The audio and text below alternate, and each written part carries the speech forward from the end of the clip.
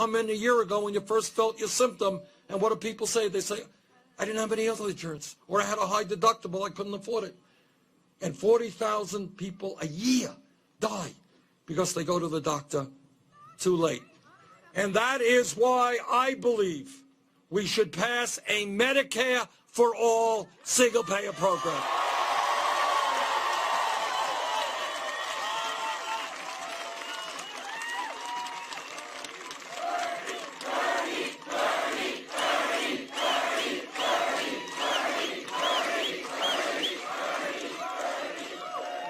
The issue is not what is right or wrong. Anybody with any sense of morality understands that health care should be a right, that it is a disgrace that we have so many people uninsured and underinsured. That's not the issue. The issue is the power of the private insurance companies and the pharmaceutical industry.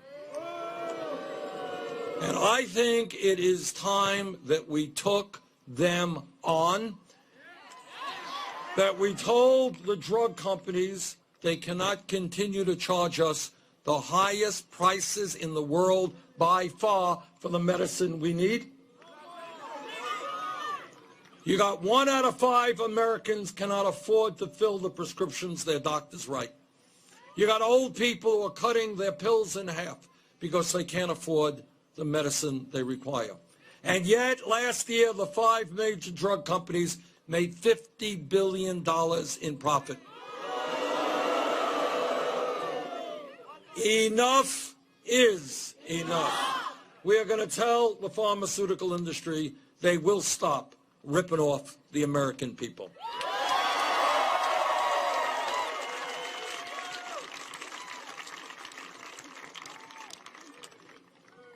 What this campaign is about is learning the most important lesson that American history can teach us.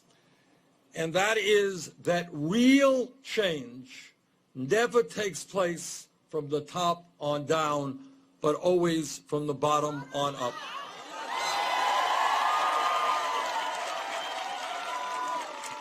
That is the history of America. And I want you to think about it.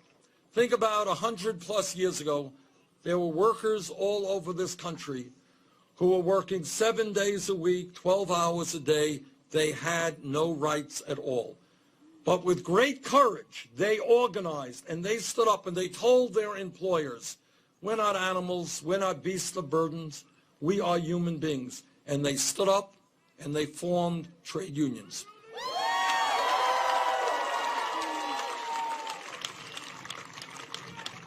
150 years ago, amidst the abomination of slavery, there were African Americans and their allies, even back then and all the way to the future, to today, who were standing up and sometimes going to jail, sometimes getting killed, sometimes getting beaten, sometimes losing their jobs. But they stood up, and over the years, millions of people said, this country will end racism and bigotry and discrimination.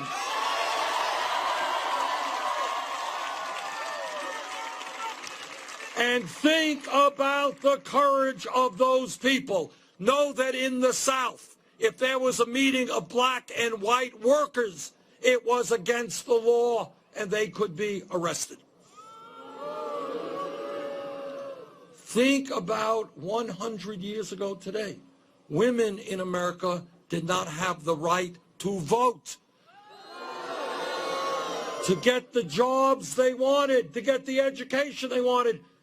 10-year-old girls don't know that, but it is true. But women stood up and they fought back. And at a time when the establishment and the ruling class of the period said to them, your job as a woman is to stay home and have babies, women stood up and said, you will not define us, we will define ourselves.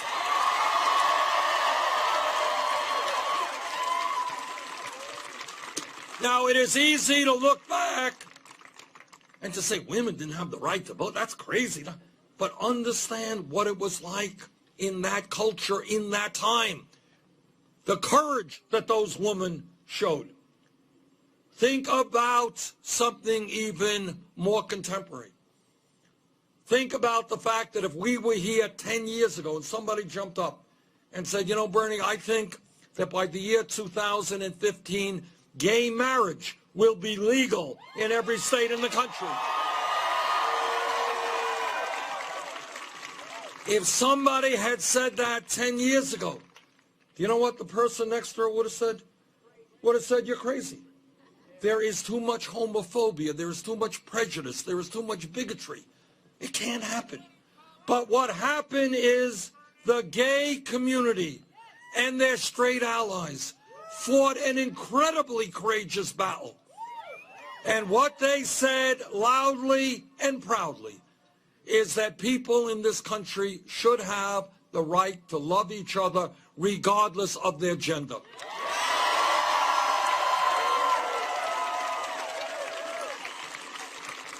Think about something even more contemporary. If we were here 5 years ago, think about it, 5 years ago, no time at all, somebody jumps up and says, you know, Bernie, this federal minimum wage of $7.25, it's a starvation wage. We got to raise it to $15 an hour. Person next to him, think about this. What would the person next to him say? You're crazy. $15 an hour, you want to more than double the federal minimum wage. Maybe we'll get $9, maybe you can get 10, $15. Too radical, too crazy. You're an extremist. Ah, you're laughing. But what happened? What happened is that workers in the fast food industry, in McDonald's, in Burger King, in Wendy's, and I had the privilege to be out on the streets marching with them right here in D.C.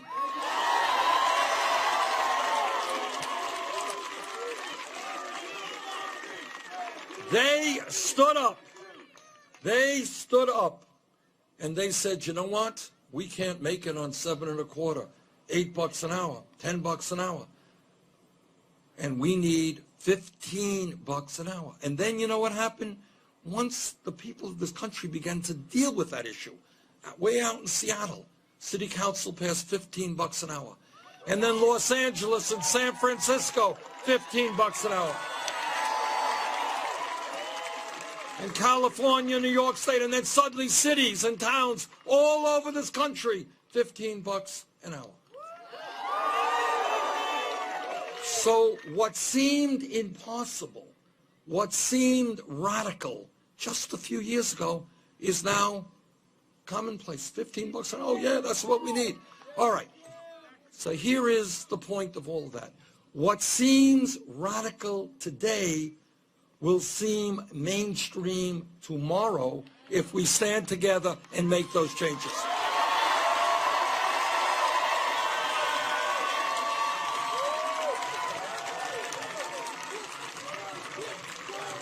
And what I am seeing all over this country, this is what I'm seeing, and this is extraordinary.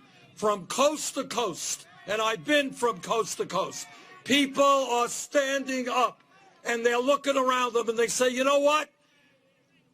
Having the top 1% owning more wealth than the bottom 90%, unacceptable. Seeing the middle class year after year decline and people having to work 2 or 3 jobs, unacceptable. Having veterans sleep out on the street, unacceptable. Having senior citizens living on $10,000, $11,000 a year in adequate Social Security, unacceptable. Having young people leave school $50,000 in debt, unacceptable. Having our infrastructure collapse in front of us while so many workers are sitting out there idle, ready to rebuild that infrastructure, unacceptable. So people all over this country are looking at the status quo and they understand that it is too late for establishment politics and establishment economics, that we need real change in this country.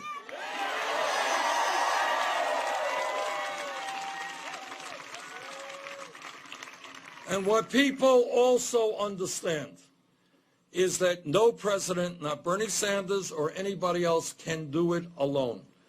That what we need in this country are millions of people standing up, fighting back, and demanding a government that represents all of us, not just the 1%.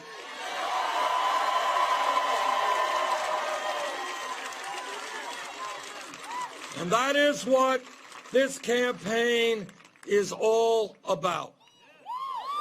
And on next Tuesday, in a few days, here in Washington, you will be having the very last primary of the Democratic nominating process.